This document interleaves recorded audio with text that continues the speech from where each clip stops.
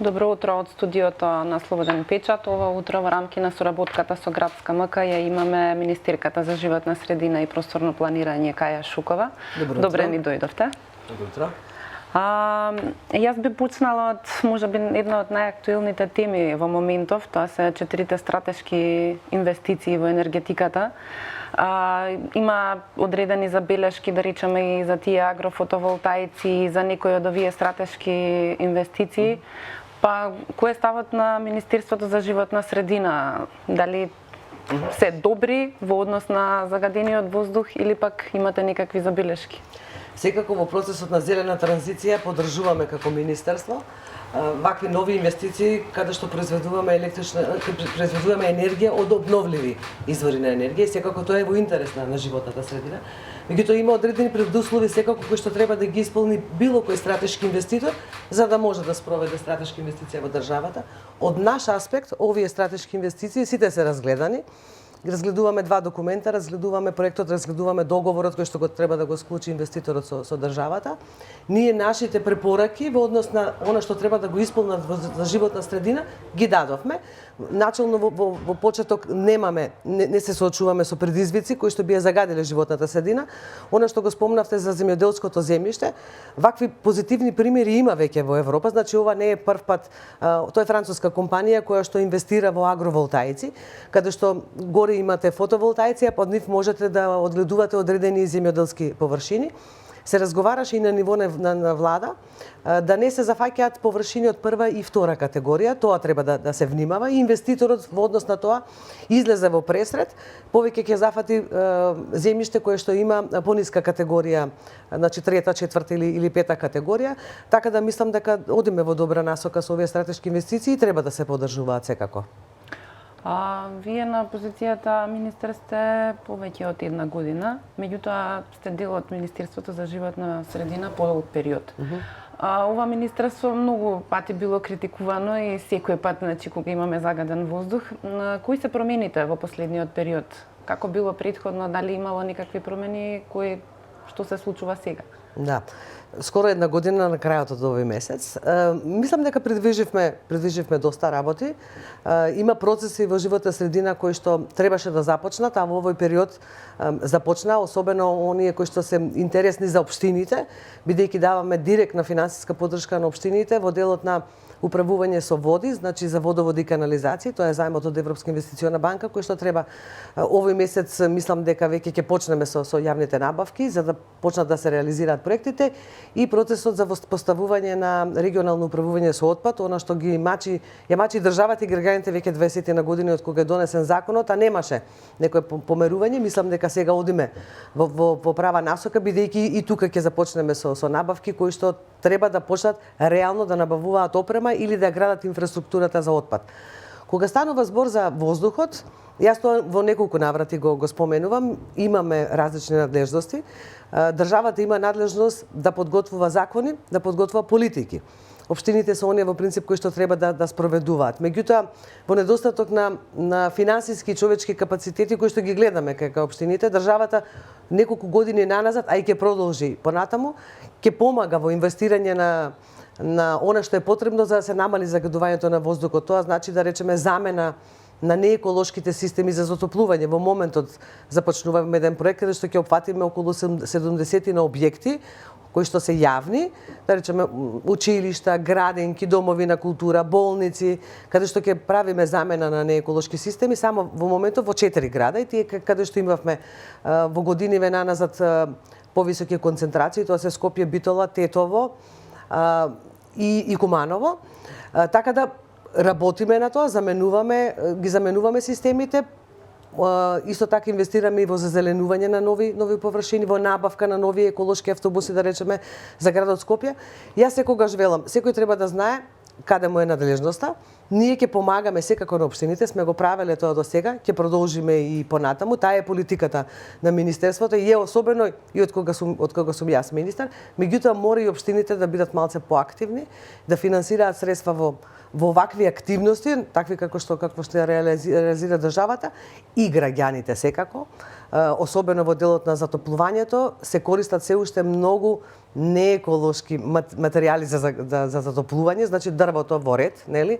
Меѓутоа да не се додават пластика, да не се додаваат гуми, отпадни масла, тоа е сериозен проблем на кој што се уште мора да работиме. Да, во принцип општините не се поприлично загадени не само со ѓубрето, туку и со загадениот воздух. Вие подпишавте како Министерство декларација со општините за заштита на животната средина. Што опфаќа оваа декларација? Дали е обврзувачка? Дали се однесува и на оној дел, бидејќи во изминатиот период нели беа откриени одредени депонии во Орман, да речеме во Ѓорче Петров. Не само што се депонии, туку имаше и некој загадувач кој што гори отпад со акумулатори од пробиштип. Ги следите ли тие работи или тие остануваат пак во надлежност на општината и останатите институции? Ги следиме тие работи, особено Државниот инспекторат за животна средина, бидејќи надзорот го прави инспекторатот. Ние како министерство немаме надлежност во надзор, меѓутоа постојано сме во комуникација со Државниот инспекторат за животна средина. А оно што го подпишаа општините за декларацијата за животна средина и ублажување на климатските промени, тоа покажува само дека и ова е еден добар механизам како да има сериозна соработка помеѓу централната и помеѓу локалната власт, бидејќи ниту едните ниту другите сами не можат да спроведуваат активности во делот на животната средина, особено во делот на климатските промени. Многу процеси на ниво на ЕУ се отворија и ние сега како земја членка аспирант кон Европската унија, тие процеси треба да ги спроведеме. Се зборува многу за зелена агенда, за акционен план за зелена агенда. Министерството како носител на кластер 4 и надлежен да речеме за зелената агенда, веќе прави активности за изработка на национален акционен план за зелена агенда, кој што треба да ни детерминира мерки и активности како понатаму, согласно Зелената агенда на Европската унија и согласно инвестициониот план, рамката која што Европска унија ја детерминираше за земјите од Западен Балкан, бидејќи таму може да се генерираат големи финансиски средства, меѓутоа државата мора да се подготви со сериозен акционен план кој што ќе има сериозни мерки и активности како да се движиме например кон зелената транзиција, кон декарбонизацијата, кон циркуларната економија, кон заштитата на природните вредности и така натаму. Значи тоа е една голема рамка, содржи во себе сериозни процеси. Ние полека се подготвуваме за тие процеси и мислам дека сме на добар чекор, особено кога ќе го завршиме акциониот план, каде што точно ќе кажеме во соработка со другите ресори, бидејќи тоа не го правиме сами, го правиме со ресорот земјоделие, со ресорот транспорт, со ресорот енергетика. Значи мултипристап е, каде што треба да ги синхронизираме сите активности, она што Министерството, да речеме, со години наназад го зборуваше, а сега почна да се имплементира, тоа е добро, јас тоа го гледам последниве неколку години, кога се развиваат политики, особено во економските сектори, мораме да имаме во предвид животната средина. Значи, кога развивате политика, мерките за заштита на животната средина не смеете да ги заборавите. Тоа го зборувавме многу долго и тоа почна полека да се имплементира. Кога се прават стратегии и политики во другите сектори, веќе не се заборава животната средина и тоа е добар сигнал дека одиме напред и дека ни е важна животната средина. Во принцип, во реалноста, да, речиси и општини, и централна власт, сите ја спомнуваат животната средина, но во реалноста многу од тие, па и компаниите, во реалноста многу од тие законски решенија не се спроведуваат. Да речеме, некои сертификати кои што треба да се обезбедат, компаниите кои треба да ги обезбедат, кои што Европската унија се уште ги даваше нели по властена цена, мислам дека не знам дали се роковите поминати, тие се уште не ги, дел од фирмите ги немаат имплементирано. Колкав им е пристапот, да речеме, до тие спомнавте европски фондови. Општините и централната власт имаат пристап до тие фондови, до кои суми, за кои суми се работи, кои се оние повластени работи кои што во однос на животната средина ги овозможува Европската унија во рамки на нашиот пат. Добро, Европската унија е најголем донатор години наназад веќе и се надевам и годините што доаѓаат пред нас на проекти од животна средина. Знаете дека ние ја спроведуваме предпристапната помош на Европската унија веќе долги години назад. Сега сме пред вратите веќе на ИПА 3. Значи во моментот се спроведуваме 2. Треба да почнеме со ИПА 3. Тоа не е само во секторот животна средина, тоа е и во други сектори во државата. како сите ќе се однесуваат кон барањата на Европската унија кои што се транспонирани во македонското законодавство, тоа е веќе другото прашање, или како се однесуваат. Можам да зборувам за животна средина. Мислам дека е зајакнат надзорот према компаниите, особено према компаниите кои што се на А ниво, значи оние што се со А интегрирана дозвола, каде што надзор врши државата. Меѓутоа имаме едно друго ниво, тоа е Б нивото, каде што надзор врши локалната самоуправа.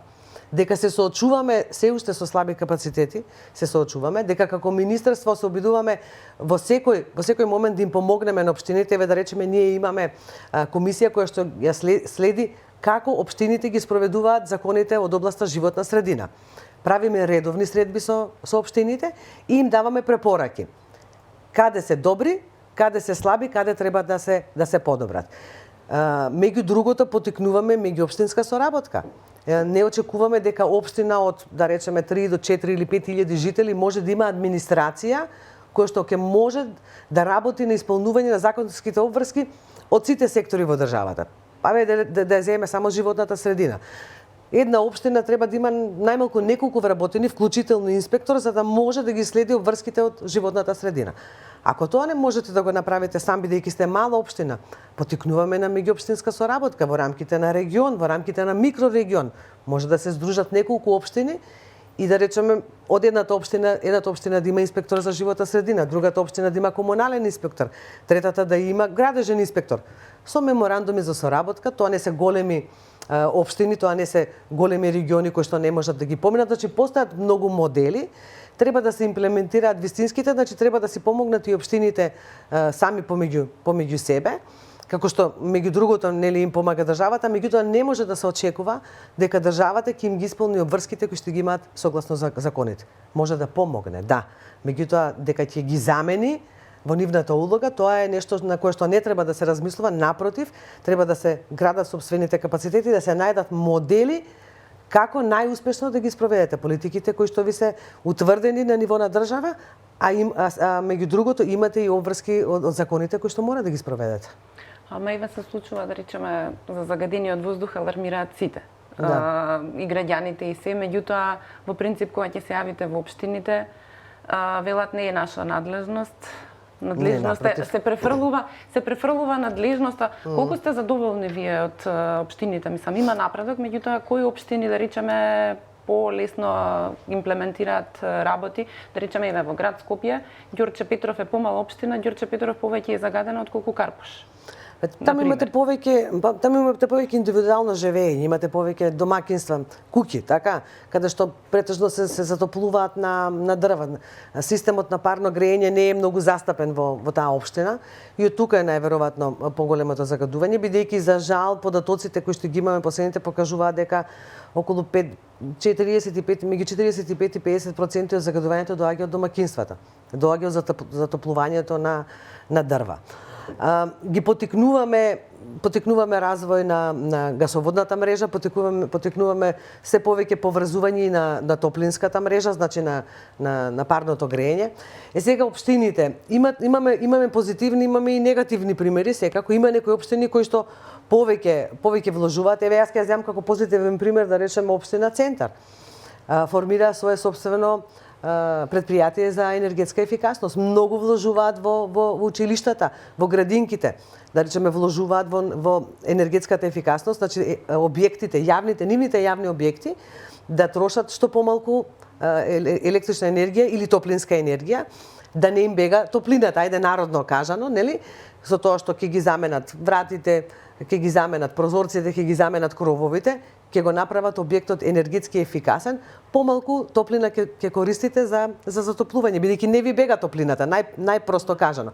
Значи има и позитивни, има општини, јас позитивните убаво да ги кажувате, негативни вие што не вложуваат премногу да не ги критикуваме, ама секој помалку ако направи во рамките на своите надлежности. Може и да ги критикуваме. Па добро, не мислам. Затоа што ако може општина Центар, зошто другите не можат? Јас разбирам финансите, можеби општина Центар може повеќе. Можеби затоа што е малку по финансиски независна, да.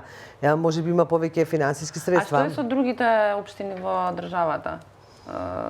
Па добро, сите во својот сегмент работат на воведување на вакви мерки кои што можат да го намалат загадувањето на воздухот. Повеќе го гледавме како пракса минатите години. Морам да кажам дека последниве 2-3 години не гледам баш некои многу иницијативи, значи тогаш имаше набавка на инвертери од општините, имаше набавка на велосипеди, така, имаше субвенција за чистење на оџаци, да речеме. Јас се сеќавам до пред некоја година градот Скопје субвенционираше чистење на оџаци во домаќинствата. Тоа беше толку добра мерка, која што, бидејќи неисчистен оџак, дополнително загадува. Значи, јас паметам пред 3 или 4 години имаше 2 годишна, мислам дека беше акција за чистење на оџаците. Зошто кога имаме такви позитивни примери, едноставно не продолжиме со таквите добри позитивни примери? Тоа, на пример, треба да го прават и помалите општини каде што има многу домаќинства кои што се затоплуваат на огревно дрво, така? И секако нивните оџаци се запушуваат. Треба да биде обврска на граѓанинот. Секако, нели, на домаќинството да го направи тоа. Ама еве кога можеби финансиски не може тоа да го издржат, зошто да не помогне општината? Тоа се мали мерки кои што се многу ефикасни. И тоа е добро и треба да се стимулира. Да, видовме сега со Министерството за економија, луѓето беа заинтересирани. Да, имаше за набавка на инвертерите, да, за набавка. Мислам дека таму колку и да пуштите како квота, нели, дека ќе се потроши секако, да. Ја спомнавме зелената агенда. Каква е стратегијата? Значи, имаше еден период во кој што, да речеме, тие едукативни кампањи беа почести од различни субјекти, невладени организации. Во последно време има едукативни кампањи за екологија, меѓутоа не се толку многу застапени. Ова во рамки на зеленото сценарио, кога ја спремате стратегијата, има ли делови кои што се однесуваат на најмалите, што точно опфаќа, значи, мислите во однос на граѓаните? Во рамки на училиштата, едукативни кампањи. Имавме еден период кампањи во кои што децата носеа пластични шишиња за рециклирање, па добиваа награди. Значи, дали има некој таков план, пошто гледаме дека на европско ниво тие најмногу функционираат, мотивирачките? Има подготвува Министерството кампања. Паметите сигурно пред неколку години започна да се прибира на доместок за употреба на пластични кеси. Значи, нели, ги стимулираме граѓаните да не користат пластични кеси, а оние кои што навистина кога пазарат ќе купат пластична кеса, од делот тоа што го наплаќа, што се наплаќа во маркетот или во продавницата, е на доместок за пластична кеса, кој што се прибира во рамки на државата. Сега, минатата 23 година собравме некаде цирка околу 120 милиони денари, тоа е некаде околу 2 милиони евра, од кои што поголем дел, околу 105 милиони денари, ги намеривме да набавиме канти и контейнери за предселекција за сите општини во државата, по методологија. Да не се караат и да не ни замерува никој, значи точно по методологија, по број на жители, по населени места, по територија, ќе распределиме канти контейнери. Се надевам дека таа набавка брзо ќе ја завршиме, а втората активност ќе биде јавна кампања за управување со отпад. Значи, точно подолго време не сме финансирале кампања, ама сега имаме наменски средства и можеме да ги пласираме преку кампања. Таа кампања ќе треба да опфати прво од најмладите, фокусот секако ќе биде на најмладите, бидејќи тие најбрзо учат и потоа кога ќе научат, знаат да не потсетат кога правиме грешка. Фокусот ќе ни биде за тоа на нив. Меѓутоа фокусот ќе биде секако и на сите останати целни групи кои што треба да научат како треба да се однесуваат со отпадот. За жал, констатацијата на секој кој што доаѓа во нашата држава од надвор е дека имаме прекрасна држава со природни вредности, меѓутоа дека имаме многу отпад насекаде. Отпадот го создаваме сами, не доаѓа никој да ни го... Значи, нити државата го ставила отпадот насекаде, ниту општините. За жал, граѓаните. Со години финансиравме проекти за расчистување на диви депонии. Оваа година првпат нема да финансираме. Видовме дека е неисплатливо да ги трошиме средствата на граѓаните, да исчистиме десетина локации во државата и за 3 или 4 месеци тие локации повторно да бидат полни со отпад. Значи, тој отпад го генерираат граѓаните, не го генерираат општините, не го генерираат јавните комунални предпријатија. И меѓу другото, и работата на јавните комунални. Добро, никогаш сме виделе дека и општините... Имало инцидентни случаи, не е дека нема. Да. Тоа е во недостаток на регионално управување и со отпад и во недостаток на стандардни санитарни депонии. Македонија нема санитарна депонија по европски стандарди. Полусанитарна е Дрисла, другите се општински депонии кои што не се по стандарди. Тоа ќе мораме ли да го смениме? Тоа го менуваме во моментов. Тоа е еден од процесите кои што посериозно започна во 23 година и сега од оваа година треба да почнеме реално со имплементација. Имаме заем од Европска банка за обнова и развој со кој што ќе воспоставуваме во 5 региони од 8 интегрирано управување со отпад регионално.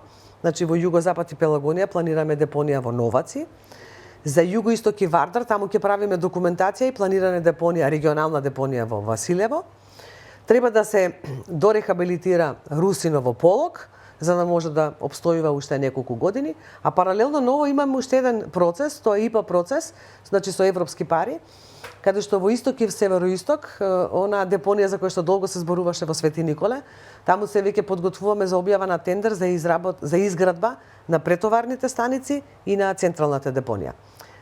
Процесите се комплексни, тешко се спроведуваат бидејќи работите со многу општини, работите со граѓани кои што многу често најверојатно во недостаток на информации, и тоа е нешто што треба да го правиме континуирано, да ги споделуваме информациите со граѓаните. Кога ќе им кажете дека во близина на нивната општина ќе има централна депонија, првата реакција не сакаме. Значи нема да има депонии како што има до сега, ќе има стандардни депонии. Интенцијата на државата и на општините да се намалат количините на отпад што финално ќе се депонираат. Тоа треба да го направиме, да почнеме со предселекција, тоа што може да се преработи, да се искористи, да не се финално депонира на депонија. Значи, колку можеме и што повеќе да ги намалиме количините на отпад кои што финално ќе ги депонираме. Во принцип, граѓаните кога ќе се спомне депонија, ја замислуваат Дрисла, Да, предпоставувам. и останатите општински депонии. Она депонии. што ќе го правиме нема да биде веќе такво. Мислам ќе биде по EU стандарди, ќе биде со заштита и за почва, и за води, мислам си има стандарди како тоа се прави. Документите, најголем дел документите секако ни ги прави консултанти кои што доаѓаат од надвор во соработка со домашни експерти, така да не. Се стремиме кон европски систем за управување со отпад. Да го заборавиме ова што го имаме. Ова е еден од тешките процеси, меѓутоа еден исто така од потешките процеси е декарбонизацијата, Да. која што треба веројатно да ја завршиме до 2030. Ќе успееме ли тоа да го направиме или тоа сепак зависи од овие обновливи извори на енергија? Да. Или спремноста на останатите институции, па и на граѓаните, затоа што имаше слични реакции за Чебрен, Чебрен исто требаше да ни зборуваме за обновлив извор на енергија од вода, да така е, да. имаме сигурен извор со тоа што би можеле да се затворат Рекбитола и останатите централи кои што загадуваат. Да. Во тој процес Па видете вака, овие последниве неколку години таа беше политиката на владата, дека треба да се оди кон зелена транзиција и се потикнуваат таквите процеси и се поддржуваа и домашните и странските инвеститори. Имаме капацитети и помали и поголеми. Странските инвестиции кога доаѓаат особено преку овој закон за стратешки инвестиции, тие се малку од поголем обем. Таму се самиот закон детерминира дека инвестицијата мора да ви биде минимум 50 милиони евра, што самото по себе покажува дека е поголема инвестиција. Идејата е точно да се оди кон замена на нееколошките системи со еколошките, односно замена да не се употребува веќе јагленот, како она што го користи Рекбитола, и да почнеме да произведуваме се повеќе и повеќе електрична енергија од обновливи извори на енергија. Кога станува збор за Чебрен, кај Чебрен беше прашањето, не знам колку јавноста или експертите кои што реагира, мислам дека не беше прашањето дека треба да се произведува, туку беше прашањето кој треба да го финансира. Иако мислам дека во тој момент беше дегутантно тоа прашање, бидејќи тој процес како таков се спроведува повеќе од 20 на години, овој беше 14 повик. Мене ми е многу жал кога има добри процеси во државата и кога заради популизам или политички поени или за било што и да е, се обидува да се оцрни некои процеси. Тоа не е во ред. Па најверојатно е слична ситуацијата. Значи не е во ред, треба убаво да се разгледаат документите, транспарентни се, никогаш никој не криел ништо во процесот.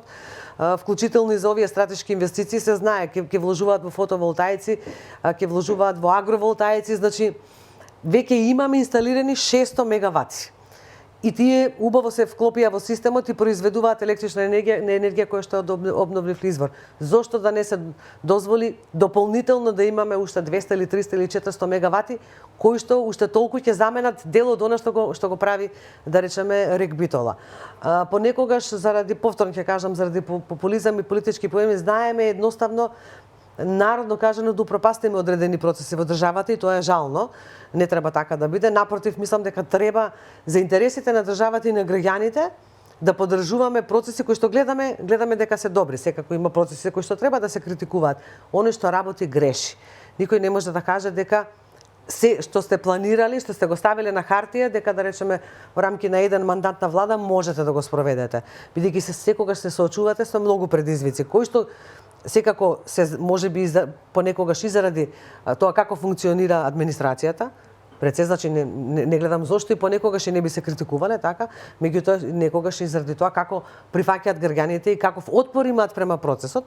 Мислам дека така не треба да биде. Треба заеднички сите да се обидеме, кога веќе имаме добри процеси, да ги поддржиме за да може да се спроведат. Сега сме во фаза на предизборие, техничка влада. Во Министерството за животна средина ќе има ли закочување? Не, процеси во животна средина не. Си течат процесите и нема да дозволиме да има закочување. Напротив, почеток на година е, почнуваме со спроведување на она што сме го планирале за 24-та, се мобилизираат вработените. Мислам дека има добра атмосфера за работа во Министерството. Ние сме отворени за соработка. Јас барем особено не се случило никого да вратам. Значи, отворени се вратите на Министерството за секого, и за невладиниот сектор, и за општините, и за бизнес секторот. Имаме, мислам, добра комуникација и соработка со сите и мислам дека така треба да продолжи. Во рамки на предизборниот процес, значи сега имаше информација дека се подготвуваат кандидатурите во СДСМ. Имате ли некаква политичка амбиција или се случуваат ли некакви интересни, се планираат ли некои интересни коалиции во иднина? Сите опции се отворени. Ние одиме со јавен процес. Знаете, кандидатурите кај нас и за председателски кандидат беа јавни со пријавување. Така секако ќе има процес на селекција. Јас не би коментирала ништо во овој момент. Имаше пријавување исто така и за пратеничките листи. Сите општински организации се поминуваат низ тој процес. Ние и како функционери го следевме тој процес да биде транспарентен и да се спроведе како што треба. Се уште рано, најверојатно ќе треба брзо да се излезе со председателски кандидат, тоа и го очекува јавноста, а пратеничките листи секако ќе бидат навремено формирани. Она што мене секогаш ме радувало, кога станува збор за Социјалдемократскиот сојуз, е дека жените се застапени на листите, така и ќе остане. Мислам дека таа сила, женска сила треба да се искористи и дури во политиката, бидејќи некогаш жените најверојатно многу поедноставно носат одлуки, знаат да бидат можеби во одредени моменти и похрабри, не дека тоа нели ги занемарува мажите како политичари. Очекуваме председателски кандидат жена? Не знам да ви кажам, мислам стварно не сум дел од тој процес, ние имаме тела во партијата. Зошто да не? Зошто да не? Можеби е време да има и жена председател на државата. Зошто да не? Меѓутоа, ајде да видиме како ќе се одвиваат работите. Секако не е прашањето на маж и жена, прашањето на квалитет на кандидатот. И јас се надевам дека ние секако ќе излеземе со квалитетен кандидат и дека добро ќе поминат и председателските и парламентарните избори. Јас ви благодарам многу. Благодарам на поканата. Имајте убав ден. Благодарам.